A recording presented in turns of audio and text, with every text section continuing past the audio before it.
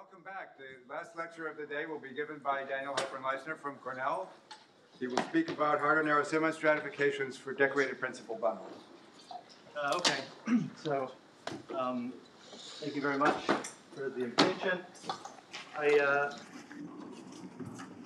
You heard yesterday a couple talks mention these codimension 2 filling conditions that are criteria for the existence of good moduli space. So I just wanted to emphasize that, or begin by emphasizing that, like in practice, just having those criteria aren't quite enough, because often you start with some moduli problem, and then that's too large to have a moduli space, and then you want to impose a stability condition, and the question is, what stability condition will guarantee that the semistable locus satisfies those filling criteria? And so in the final version of this paper on the structure of instability theory, there's formulated a condition that I call monotonicity. So, oh yeah, let me say, for example, like even projective GIT, it's good that you have it happens that the semistable locus satisfies these codimension 2 filling conditions, but the stack itself that you begin with, the projective variety modulo reductive group, doesn't satisfy the filling conditions. So the solution for this that I've been thinking about is called strict monotonicity.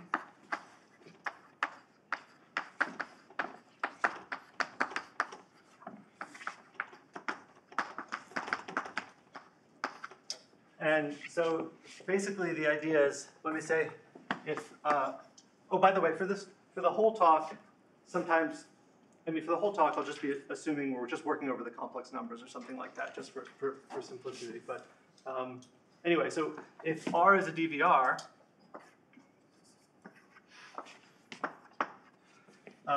then basically the filling condition says that you have some stack.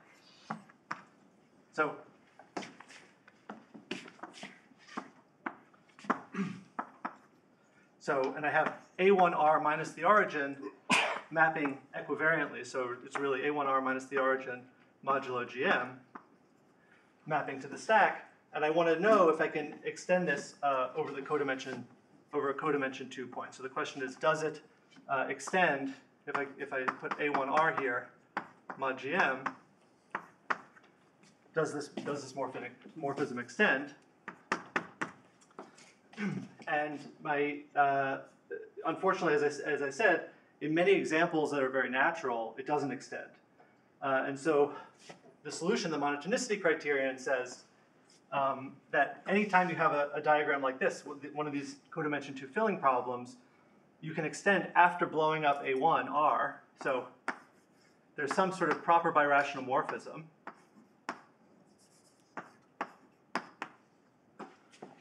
Such that so I should say the monotonicity condition is the following. Given a morphism phi, there exists a proper birational equivariant morphism.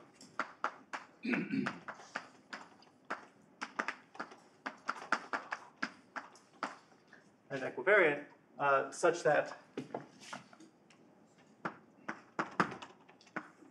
an extension exists here.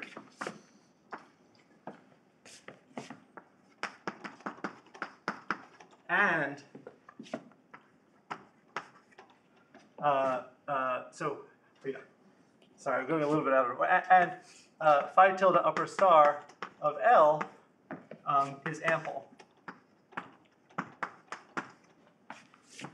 on the exceptional fibers. I'll tell you what L is. That's what I just realized. I didn't say what L was yet. Yeah.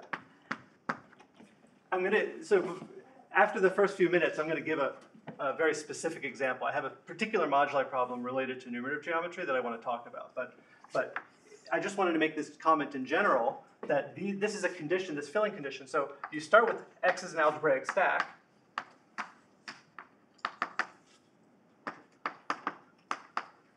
And then L is a line bundle.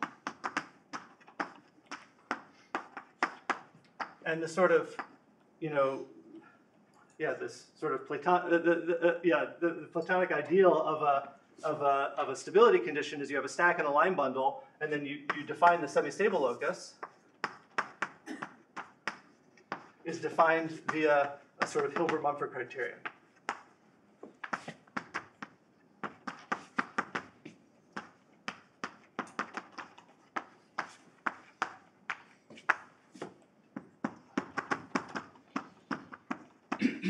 Sorry. So when I say a stack and a stability condition, this is the setup I'm imagining. You have some algebraic stack and you have some line bundle, and there's an analog of the Hilbert-Mumford criterion. And the question is that a reasonable thing to do? And my claim is that that's a reasonable thing to do if you can verify this monotonicity condition. Namely, whenever you have one of these setups for a codimension 2 filling condition, you can fill after blowing up in such a way that the pullback of L upstairs is ample. Sigma is what? It's a blow up of something? It's a blow up of it's some kind of proper birational morphism, but in practice it can always be dominated by like a finite sequence of blow ups at smooth points. So you can think of this as just a finite sequence of blow ups of A1. In particular, the fiber is just like a sort of chain of rational curves. So the geometry of this is pretty constrained. You're asking the extension to exist on some blow up. Yeah. And in such that the pullback is ample. So now, excuse me. When you write 0 there, are you regarding A1R as a surface? Yeah. 0 is like origin. 0 is really 0, 0. Yeah. It's cut out by the. Okay. It's codimension 2. Sure. Yeah. All right. So So my claim is this is enough to explain. So this holds for the usual GIT setup. So the reason why this holds for GIT is that if I have so when I have this map, so let's say now X is projective, and G is reductive, then you can, so I have X mod G as a quotient stack sits over BG. And this is a projective morphism. So anytime I'm looking for this filling condition, so if I start with a morphism, A1R minus 0 mod GM, if I start with a morphism like that, I know that when I compose down here, I can fill. Because BG is a reductive group, BG satisfies the filling condition. So down here, it actually, so you can think of the data of a morphism, and it extends uniquely. So you can think of the data of this morphism as really the data of a morphism like that, along with a section of the associated projective bundle over A1R, a section that's defined away from the origin. So you can think of this as, so you have a section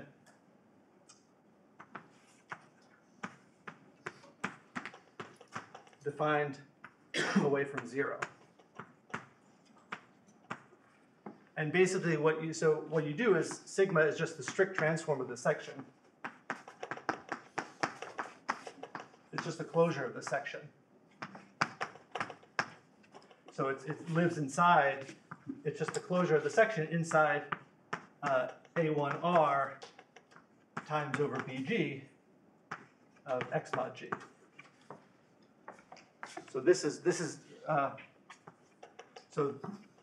projective over A1R, and you can just take the section away from the origin and close it up. And so in GIT, as you know, you need to use an ample line bundle. And the reason why you need an ample line bundle is because for the monotonicity condition, you want it to be ample on sigma. And so here it's ample automatically.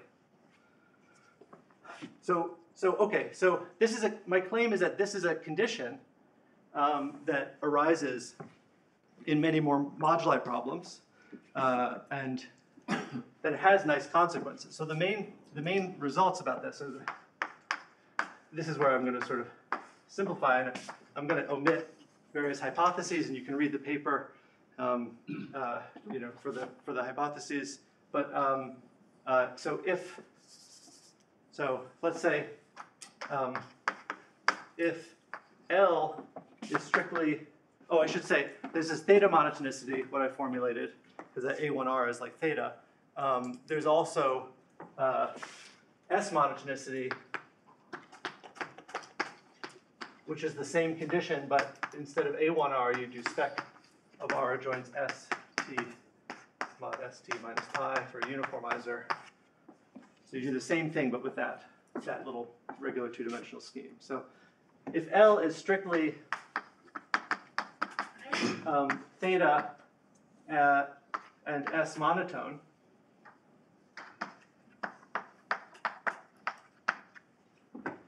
and the semistable locus is bounded and open,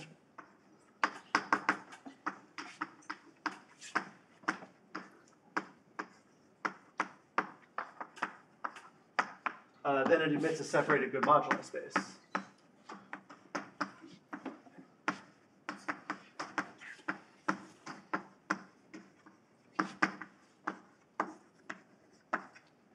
So that's one theorem. So basically, this strict monotonicity condition actually forces the semistable locus to satisfy the codimension 2 filling conditions, and that's sort of what goes on. That's what's happening in GIT. Is it basically a special case of this theorem? And then another theorem, which is so here you need a slightly different notion of monotonicity for a numerical invariant instead of for a line bundle. But it's basically an abstraction of this monotonicity condition for the line bundle. So if mu is a strictly monotone, I'll explain this in the example.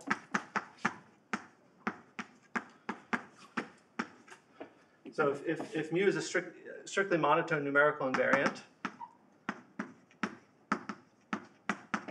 on X, that satisfies a similar boundedness condition, but slightly that satisfies a condition called HN boundedness.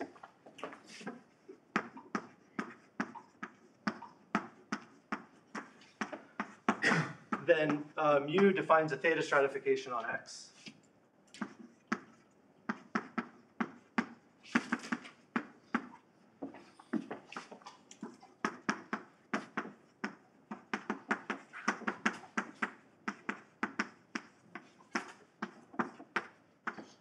So my apologies for assuming that you're somewhat familiar with this terminology. If this is the first time you're seeing it, then I'm going to explain it very clearly in an example.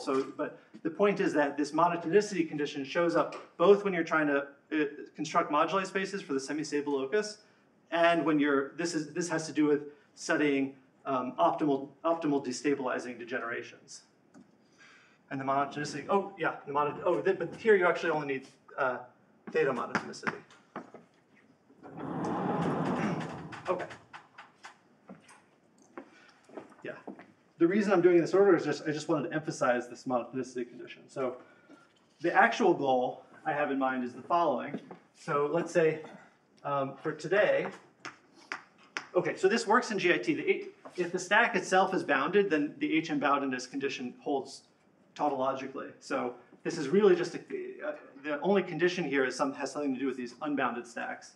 And that's exactly what I want to think about. So G will be a reductive group, usually GLN.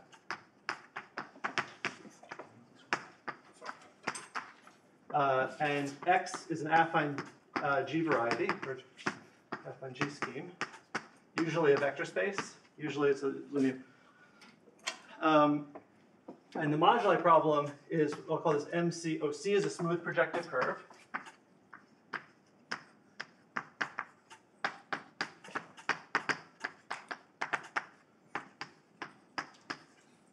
And MC of X mod G is really just a mapping stack. Maps from C to the quotient stack X mod G. And all that really means is that a point of this thing, a point of this stack is a G bundle on the curve, C, the fixed smooth curve, and then a section of the associated fiber bundle, the fiber bundle associated to X. And yeah, so the goal is I'm going to try to apply these theorems, these general theorems, to this, and I was attracted to this problem because this is a very interesting.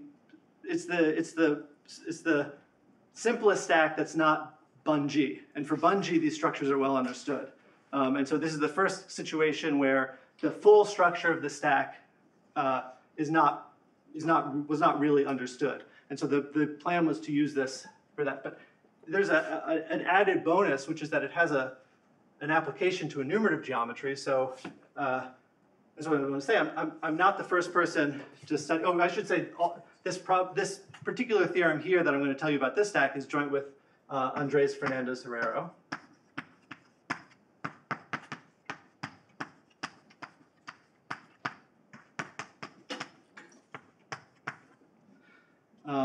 But we were not the first person to think about this by a long shot. So there are already known stability conditions.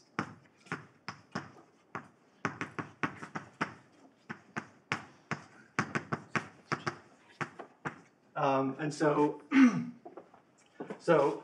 in the situation where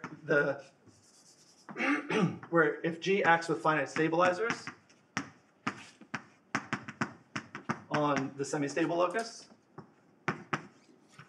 So now I'm talking about a semistability condition on the stack, but I'm also imagining a GIT semistability condition on X. If it acts on finite stabilizers on X semistable of L for some line bundle L, usually just a character, then there's a stability condition. You can just say, I want C to X mod G to be semistable if it maps the generic point to the semistable locus of X. Could you push the board up a bit? Sure. The lower one, yeah. So C map to X mod G is semistable if it meets the semistable locus. Or it's an open. So the generic point of C has to map to the semistable locus. And I believe this moduli space, what you end up with in this case is a moduli space, which is projective over the affine GIT, or the affine GIT quotient, or often it's just a projective moduli space. I think it goes back to Giventhal. So this is so-called quasi-mapped moduli spaces.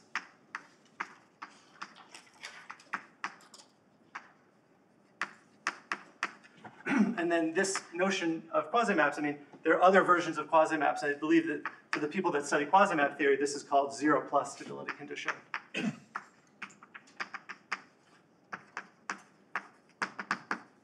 But it's really just an open substack of this. And then other people have studied this moduli stack too. So Mundet, from the perspective of the vortex equation, like a sort of a gauge theoretic perspective, and then Schmidt called these things decorated principal bundles on a curve.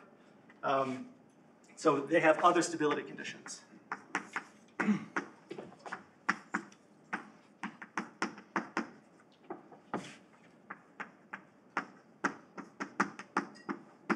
And you can think their stability conditions actually also depend. They depend on a class in H2 of X mod G. So obviously they also depend on the line bundle.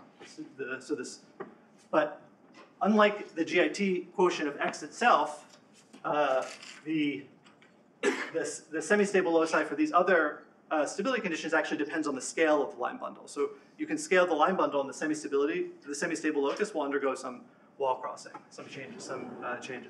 And so this leads to a theory of gauge Gromov-Witten invariants.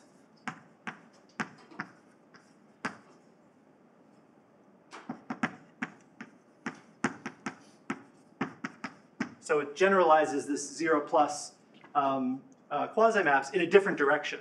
So 0+ quasi-maps, people generalize where you allow the curve to bubble. But there's another direction which is more closely related to gauge theory, which is where you keep the curve fixed, but you vary the stability condition. So basically, previously, people who have studied this stack have identified these interesting open substacks, and they all have projective good moduli spaces that have been constructed with GIT. And so you might say, why do you need more than that? And I'm going to try to tell you. So a remarkable thing happens in K-theory that doesn't happen in cohomology.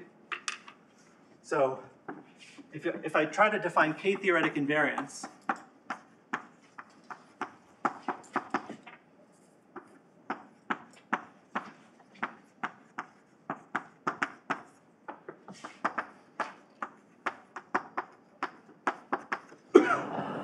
what I mean by that is that basically I have some moduli stack. So in this case, I'll say MC of X mod G semi-stable. And what I want to do is take the virtual dimension of R gamma, of the cohomology of this moduli stack with coefficients in some tautological vector bundle. Or a line bundle or whatever. So I'm not, it doesn't really matter for the purpose of this talk what the vector bundles are, but there's some insertion. And so this is fine. So already it's a little interesting that, this makes sense for an Artin stack as long as the Artin stack has a proper good moduli space. So the cohomology will be finite dimensional if for an Artin stack with a proper good moduli space. But one thing that happens that's very surprising to me is that actually if you get rid of the semi-stable locus, so sometimes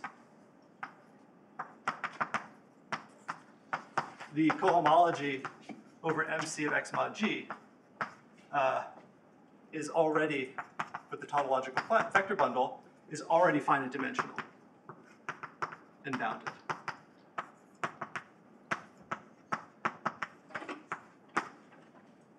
And so and in fact, in this case that I mentioned where G is a reductive group and X is a linear representation, there are explicit formulas for the dimension of these, for these kinds of integrals coming from the Telemann-Woodward index formula.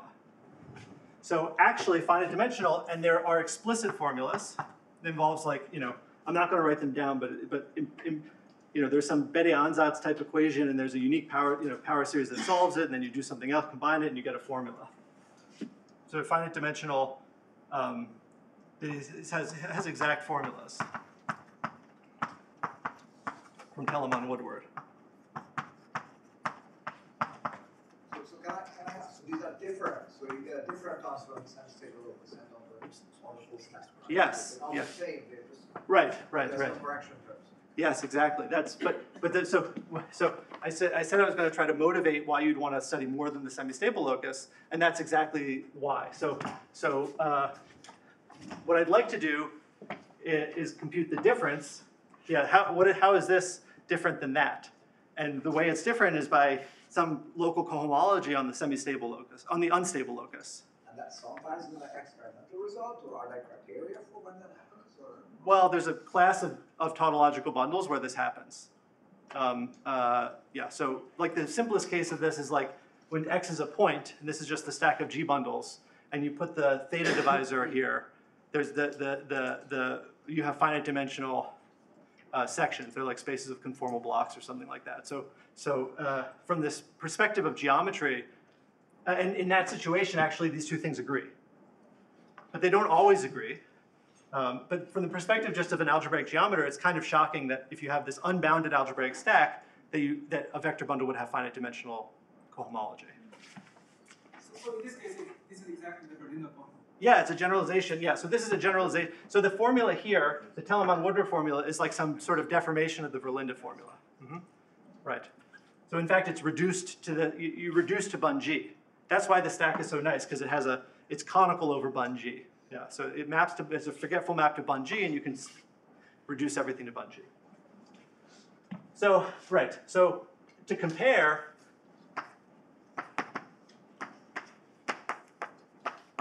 you need a structure on the unstable locus.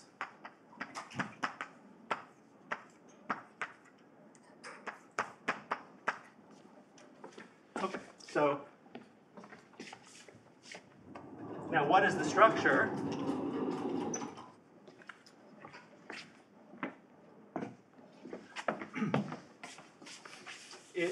It's a theta stratification, but I promised that I would explain in an example what that is.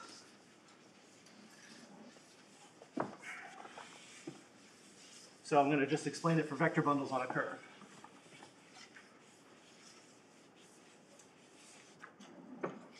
So example. So just if I just take the MC of BG of BGLN. So this is vector bundles on, what do I call this? Vector bundles on the curve C. So in this case, basically the theorem is that, and the theorem is a very classical theorem. So I mean, like Mumford and Shashadri construct the moduli space, and then Harder-Narasimhan and Schatz construct this stratification. And there's many people who have studied it, but basically the theorem is that if you take a vector bundle on the curve C, you can plot its rank and degree, and I can say, here, my point here, my vector bundle has a certain rank and degree, and I just put it on this plane. And the theorem is that... Shouldn't the axes be the other way around? Yeah. Oh, yeah. Thank you. That's what happens when you've done something too many times. Yeah, like little... On the planet Zutron. Yeah. Actually, that's true about memory, apparently. The more times you recall a memory, the less accurate it becomes. Because every time you kind of embellish it a little bit. Anyway, so yeah, it explains a lot. Yeah. So okay, so the theorem. So the structure theorem here that I'd like to emulate is that every E has a unique sort of maximal convex filtration.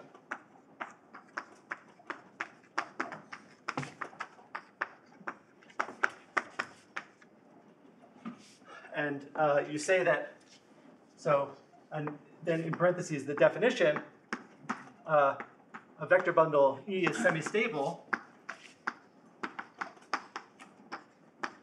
if this filtration, so this convex filtration, I'll call this the HN filtration. And it's semistable if the filtration is trivial.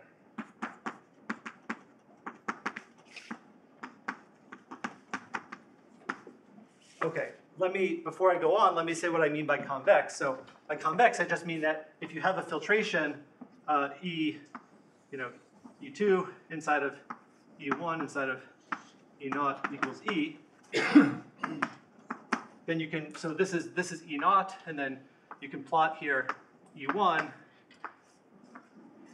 E2, and this is what I mean by convex filtration. When you plot the terms in order, the ranks and degrees, you get a convex shape like this, as opposed to something that goes up and down, which is what typically happens. And so basically, every E has a unique maximal convex filtration, and the theorem continues. So the stack of semistable bundles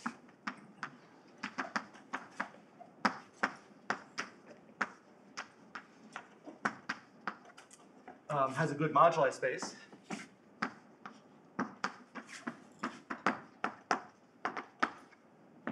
There's a projective good moduli space.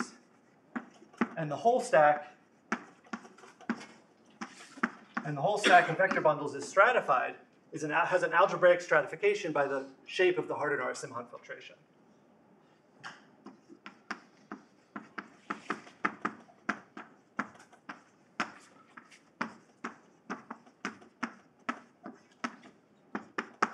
HN filtrations.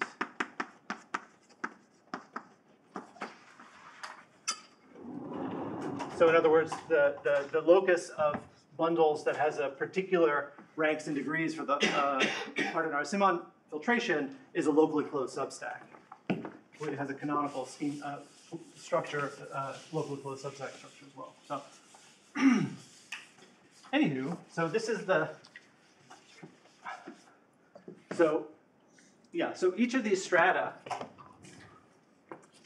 So I have this M is M semistable union, some infinite union over strata S alpha.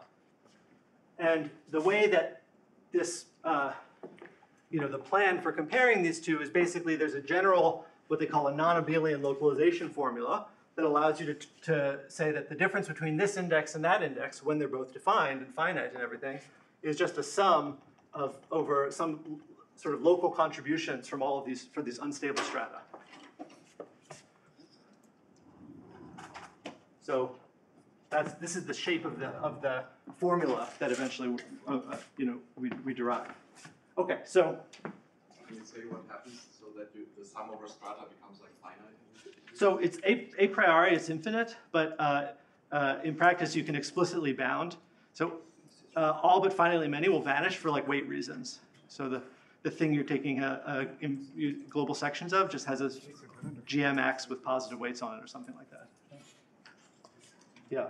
So actually, I've like I said, I've given this talk a few times, and sometimes I start in different. But I figure for the enumerative geometers here, it's just a pitch because what you end up with is it's a very explicit formula for ultimately for these kinds of K-theoretic integrals for these tautological classes. It's a very explicit formula, but it's not of the kind that I've seen before in enumerative geometry, and I think it's wanting someone with a different education to come and take a look at it and like figure out what's the best combinatorial way to package it. So you can write it in principle. You can write it down, but it's a little bit complicated because it involves some recursion. Okay, so now I'm going to tell you. Now I'm going to return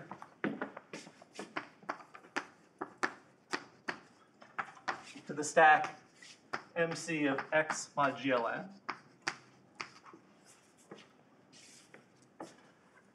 So X here is just an affine scheme with an action of GLN. In fact, there's a little trick where any affine thing mod a reductive group can be turned into an affine thing mod GLN. So in some sense, this is the most general thing.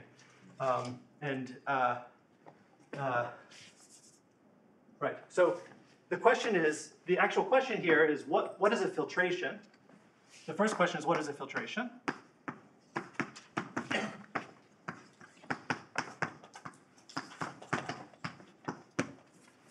So we're trying to emulate this theorem so there's a maximal convex filtration. So a filtration is by definition just a map from this theta, which is A1 mod GM,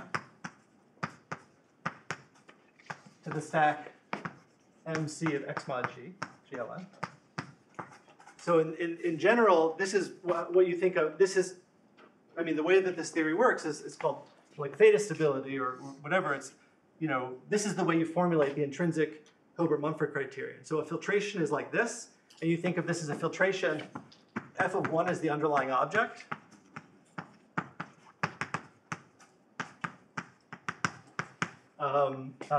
F of 0 is like the GUR. You think of this as the associated graded point, and F is destabilizing.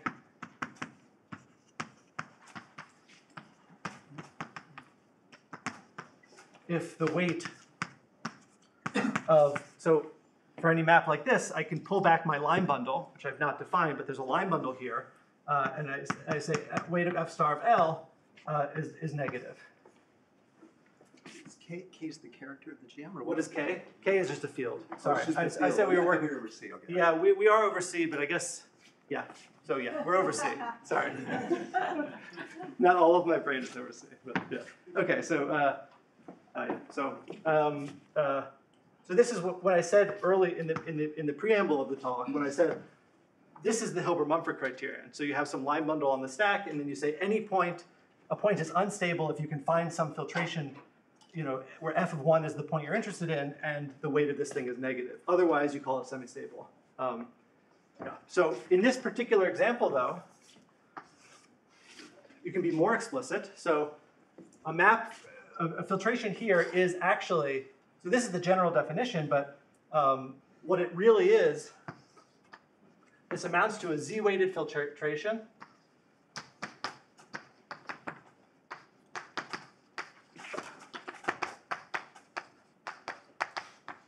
So of vector bundles. So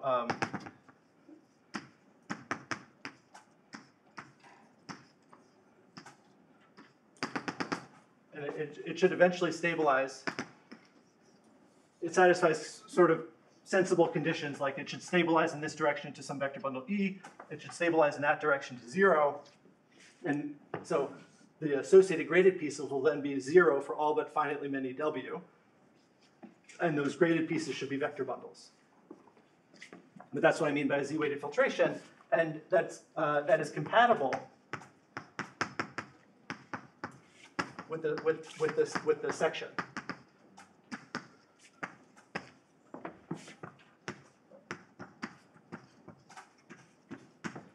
So I'll just say, thinking of the vector bundle as a principal GLN bundle, I'll say you have part of the data of this mapping stack is a section, and so I need this filtration to be compatible. And in any given example, you can interpret what that means, and it's usually what you would guess. So, like for instance,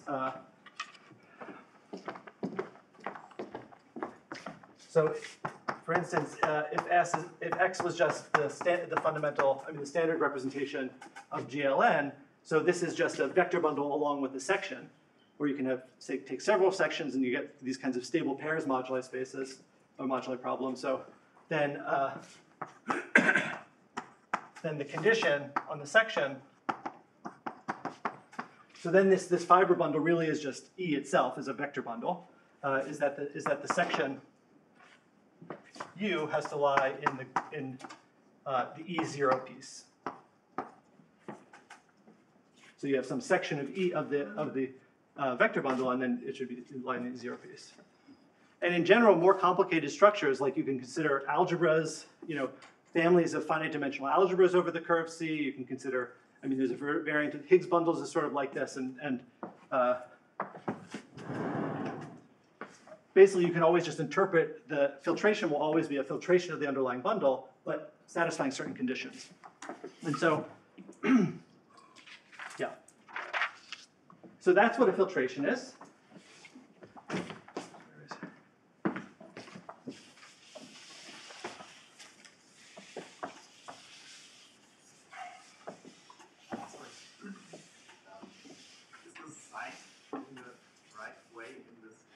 Oh yeah, so so my original sin is that I went with weight being positive in my sign conventions, but I've since decided that I like weight being negative. Well, if you want the weight being positive, you always have to say that you do this.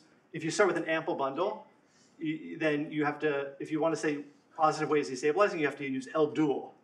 So I have to say the weight of L dual is positive, which is kind of weird to say that you're taking the weight of the anti-ample line bundle. So, but so if you forget, so this subject is a little bit tricky with like sign conventions, but the way to always test it is that if you just consider a line bundle in A1 mod GM, some of them have non-zero sections and others don't. And so unstable means if you find that's sort of in GIT, that's where the Hilbert-Mumford criterion is coming from. If you imagine you have a non-vanishing section at some point X, then when you pull it back to along any of these maps, it will still have a non-vanishing section. And that constrains the sign of the weight, to be positive or negative depending on your convention. So that's the Hilbert-Mumford criterion is basically the statement that the converse also holds. That if for any map like this, when you pull back it has sections, then it actually does have sections globally. All right. So L is now a line bundle on this mapping space, but it's somehow induced from the character of GLN. I'll show you what it. Okay, so I'll show you what the numerical invariant is. I won't really describe the line bundle, but it's basically a combination of the the determinant of the adjoint representation is like the thing that gives you stability for Bun GLN. So that you take that line bundle and you direct sum it with some evaluation line bundle. So you can evaluate it under evaluation with at a point. You get a map like this, and you can pull back, let's say, the determinant character, and you just take you add those two line bundles together. But it'll be clearer with the formula, I think. But I say so. I'm trying to emulate this theorem. So I've said what a filtration is. So what is a theta stratification?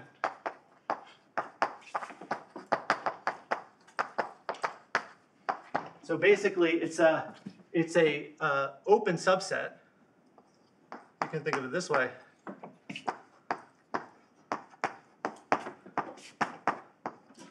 So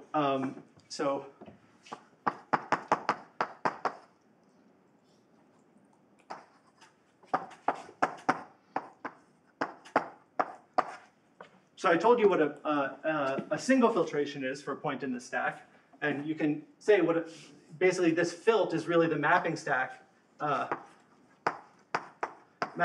from theta into whatever you want. So the set of filtrations, there's also a well-defined meaning for like an algebraic family of filtrations that you can make sense of. And it turns out that the stack of filtrations is, under very general situations, is also an algebraic stack. And I call that filt because it's the stack of filtrations. So but you can think of it as open subset with the total ordering, or total pre-ordering, I guess, on the components, or the connected components, such that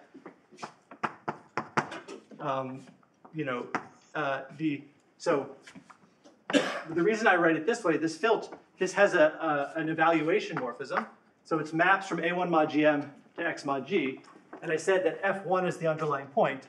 Well, this thing that takes a filtration to F of 1 is really works in families as well, and so I have an evaluation map evaluated at the point 1 that goes to the actual stack. Sorry, it's getting a little small. So, I'm already here. So F1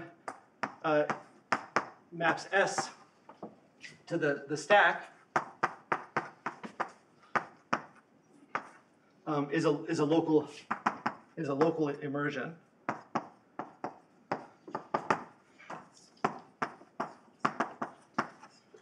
And there's some ordering condition. So basically, it should be a closed immersion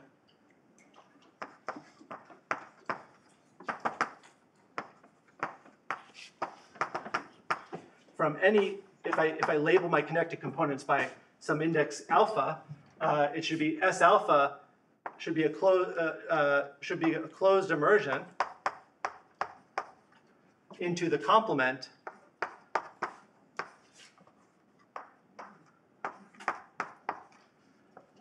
So basically, it's a collection of locally closed substacks that are canonically identified with substacks of the stack filt, and they have this ordering so that when I remove everything above, if I remove everything above beta, higher than beta, the evaluation at one map is actually a closed immersion.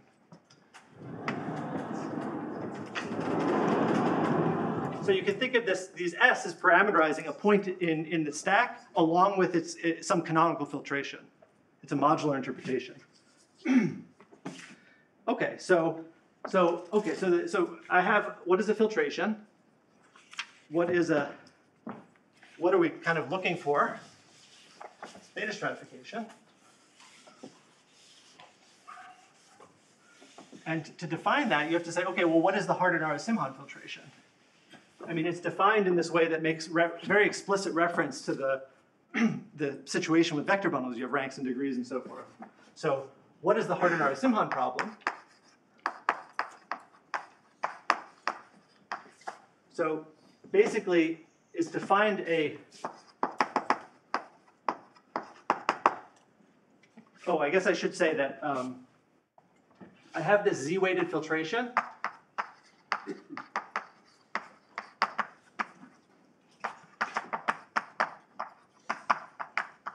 vector bundles.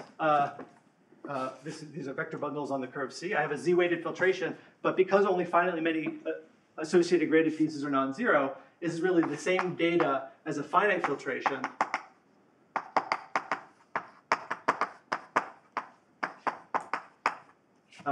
E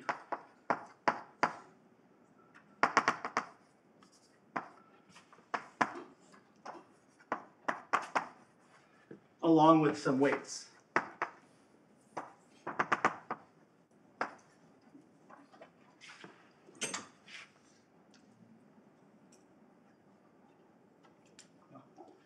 And so the idea is that where these weights just encode the weights where the associated graded thing is non-zero. And you can reconstruct the z-weighted filtration from this data.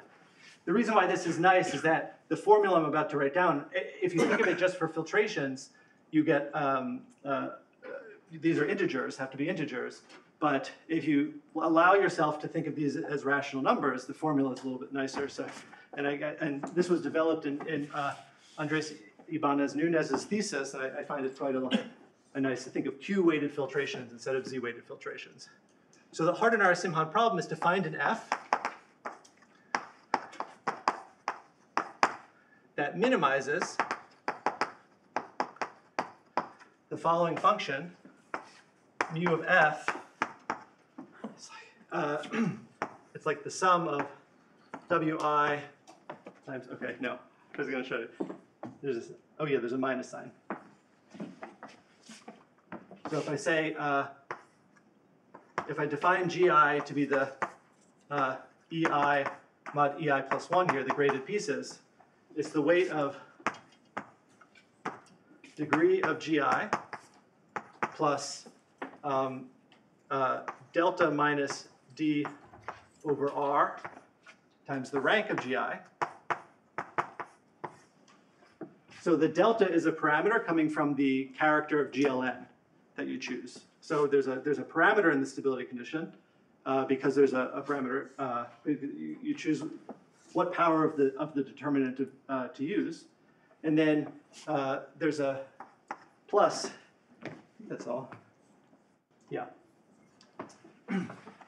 Plus like 1/2 sum of Wi squared times the rank of GI. And if you allow yourself to work with rational filtrations, which are the same data but with rational numbers there, then this is a nice way to formulate it. You can actually find a minimizer of this functional. So what this really is it's the weight of F star of some line bundle plus 1/2 times some norm. So what you should be looking at this is a function in the weights. So if you fix the underlying algebraic filtration, you just vary the weights. This is a linear form plus a square root of plus a quadratic form. And there's a unique minimizer there, like going back to calculus. It's just a parabola, and there's a parabola that opens upwards, and there's a unique minimum. So for any choice of filtration, there's actually a unique set of weights that minimizes this functional.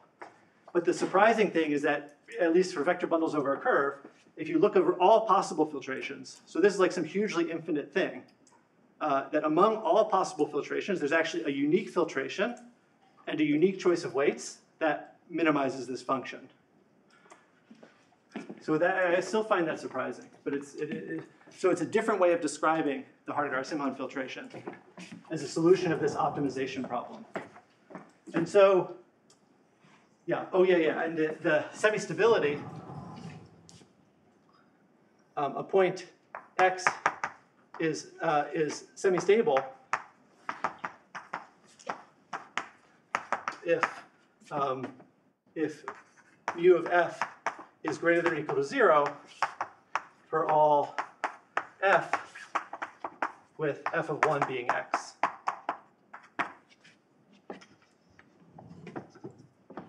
So,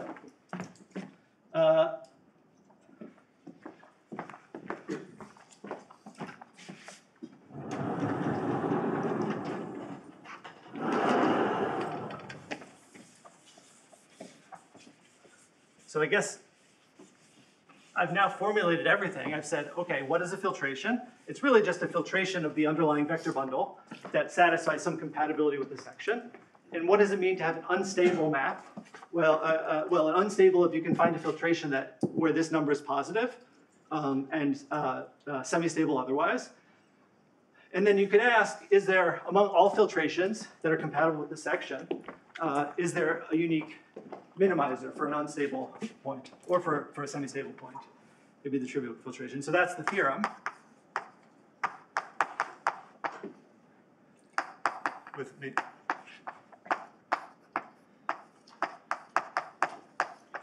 One person. Is that actually mu, this satisfies monotonicity.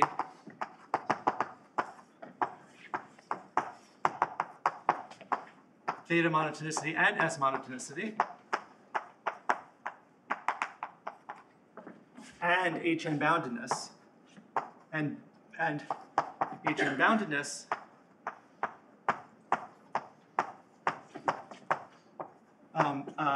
and then we cheat a little bit. We use Schmidt's work to show that the semi-stable locus is bounded.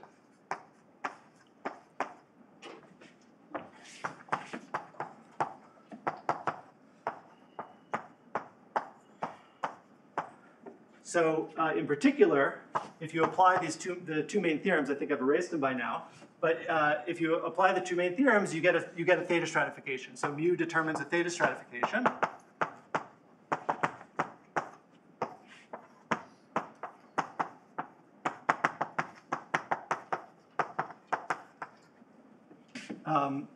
And the semi-stable locus has a good moduli space. And in particular, in this particular moduli problem, if X is a linear representation, so in this particular case, unstable strata have an interpretation. Or I should say the centers of the unstable strata. So the unstable strata retract onto moduli spaces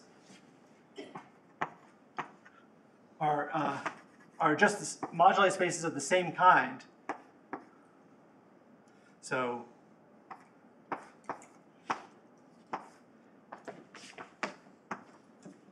the unstable strata are, just like in the case of vector bundles on the curve, the associated graded pieces are automatically semi-stable. So you get a bunch of semi-stable bundles. In this case, the centers of the strata are moduli spaces of semi-stable gauge maps, but this is for some Levy subgroup and from some linear subspace of X. And so when you apply the non-abelian localization theorem, you end up with a formula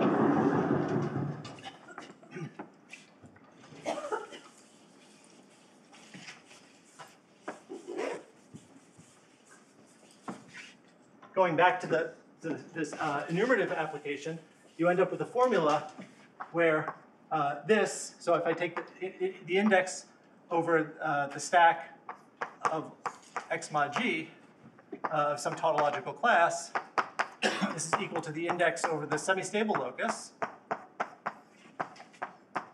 and plus of the same tautological class, plus a sum over unstable strata of other things that are indices.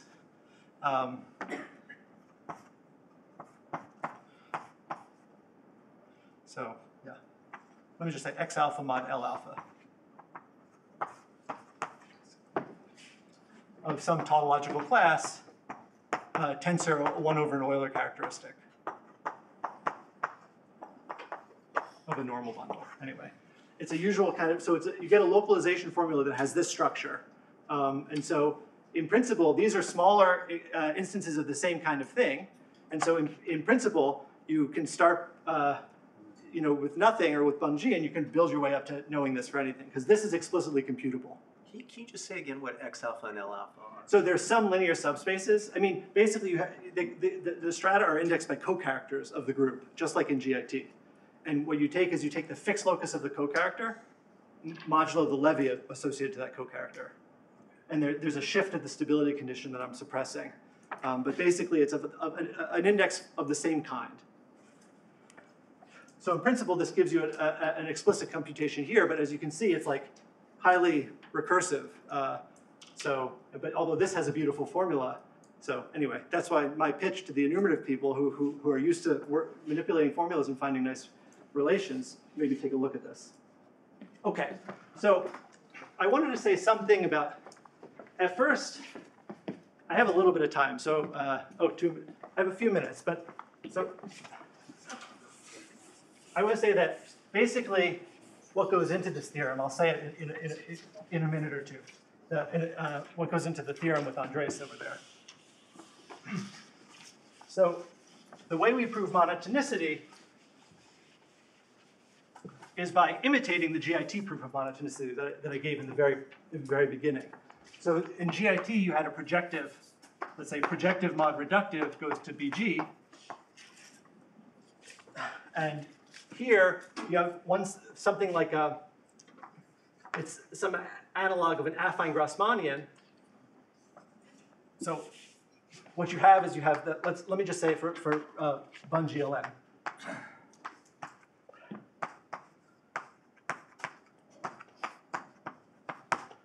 And the fiber of this is an affine Grassmannian. So so-called Balint and Drinfeld Grassmannian. So basically we use a uniformization theorem. And this stack down here is the stack that parameterizes vector bundles on an open subset of the curve. So it's a non-algebraic stack, but it's close enough to being a reductive group that you can make the same argument that we did for projective GIT work. So this thing down here has some codimension 2 filling conditions. And the fibers of this morphism are in projective in schemes. So as long as you take a line bundle on Bun GLN that is ample on the affine Grassmannian, you get monotonicity. What is RAT? RAT means like rational G bundle, like on a dense open of the curve. There's GLN, there's vector bundles on an open subset of the curve. So that's what goes into monotonicity, and this is, you can think of as an algebraic version of infinite dimensional GIT, because it's like it's a uniformization theorem where you have this in scheme quotient by a non-algebraic group. HN boundedness was the one that originally I couldn't do it for a long time, and then before before we posted the paper, we said let's just take another crack at it. The reason why it's tricky is the following. So, and it actually just worked out. So let me just talk about this optimization problem for a moment. So I can fix my filtration, and the constraints are basically just that my weights have to, I can choose any set of rational weights that satisfy these inequalities. So that defines some cone in the space of weights. And the question is, what is the maximizer on this particular cone? What is the maximizer of this functional? And what you can show is that the unconstrained maximum of this functional lies inside the cone if and only if the filtration is convex. So you can consider an arbitrary filtration, but if it's not convex, the maximizer will be out here. What does that mean?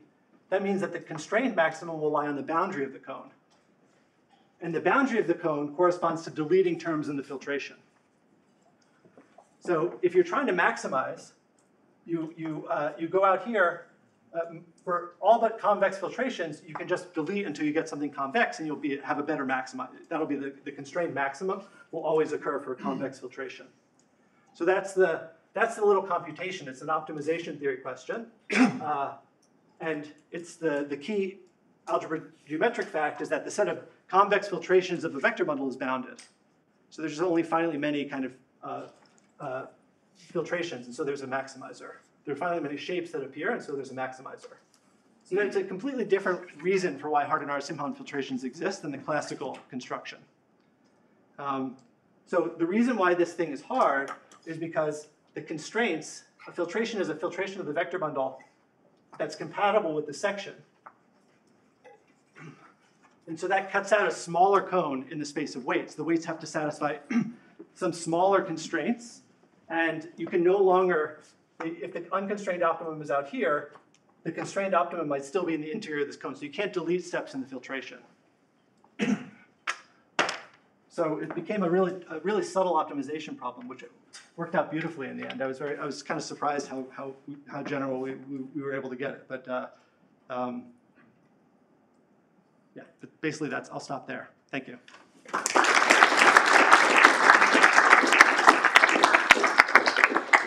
Thank you. Are there any questions? The linearization, you have this parameter delta. Does that change the stratification? Yeah, it changes the stratification and the stability condition.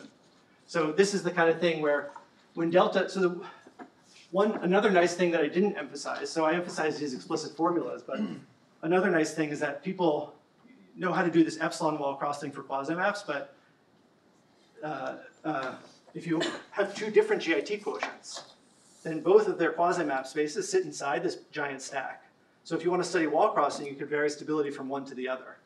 And what happens is if delta is very, very large and positive, that corresponds to taking the GIT quotient with like determinant to the delta.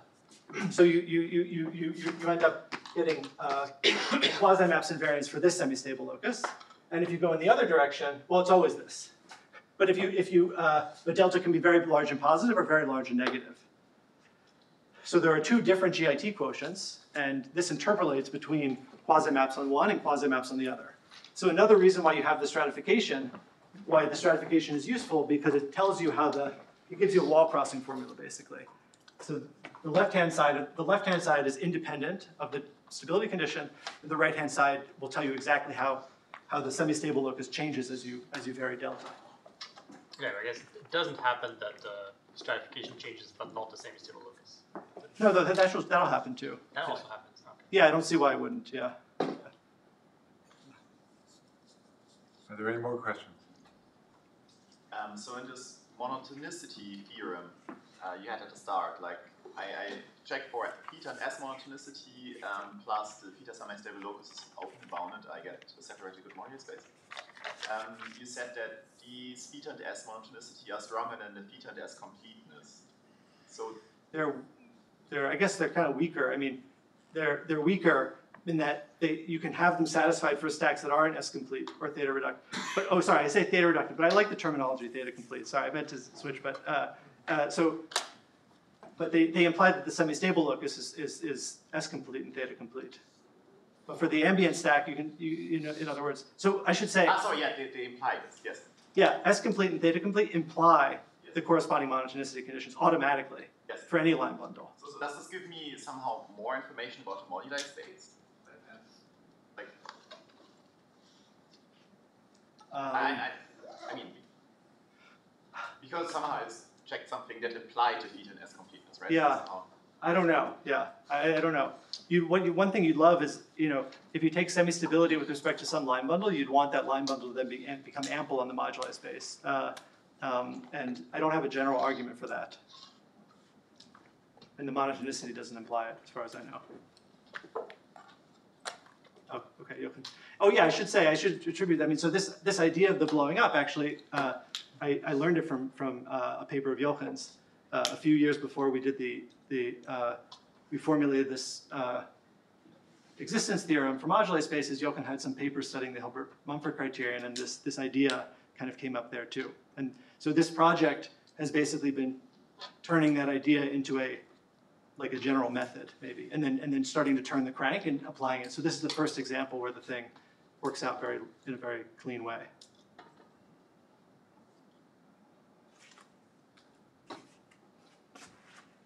So, can you study with similar methods GTX bundles or variants of that? I don't know. I don't see why not. You mean because you're twisting by? Yeah. No. That part is fine. I haven't worked out the details, but I don't see any obstruction to doing it.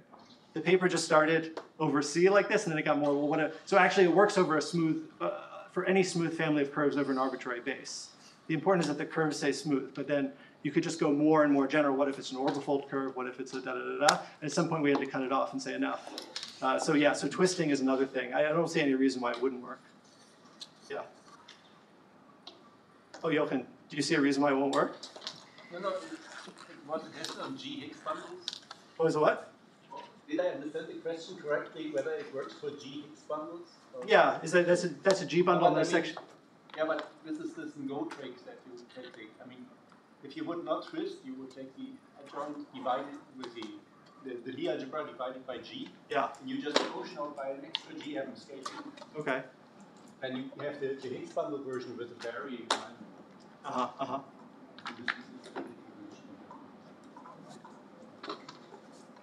So it fits into. Oh, good. Okay. Now, I mean, this is the question that I've asked you before, but you said that the Platonic ideal for you of a stability condition is like a Fujita invariant type condition associated to a line bundle. The Platonic ideal for me of a stability condition is that the line bundle has a section which is non-vanishing at that point. Yeah. So is there some possible relationship between those two ideals? I think sometimes there is, yeah. So, yeah. What about in this example?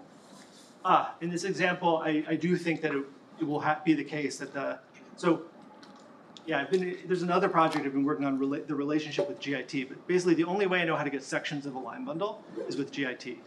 So sometimes you have a moduli stack that's defined intrinsically and you can try to compare it to a known GIT problem, and then you find sections that way. But this beautiful thing with that they were talking about with the, modular interpretations of sections on vector bundles on a curve, that I don't see any like general, like Falting's construction of sections of the theta divisor. I don't see any general extension of that.